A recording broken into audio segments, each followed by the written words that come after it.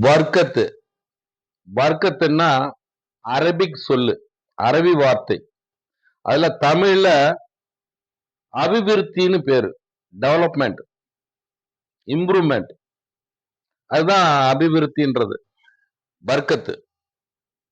பர்க்கத்துன்னா எல்லாரும் என்ன நினைச்சிட்டு இருக்கிறீங்கன்னா, நிறைய பணம், வீடு, காரு, நிறைய நகைகள் அப்படின்னு நினைச்சிட்டு இருக்காங்க பர்க்கத்து.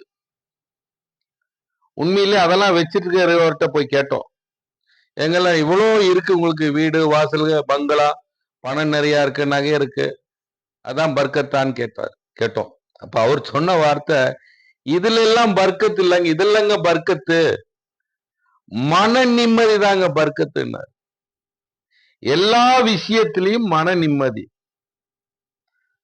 அதுதான் பர்க்கத்துன்னு சொன்னார் ஒரே வார்த்தையில.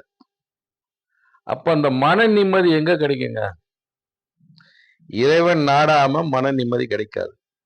இறைவனை நாடணும்னா இறைவனை நாம நாடணும், அப்ப மன நிம்மதி கிடைக்கும்.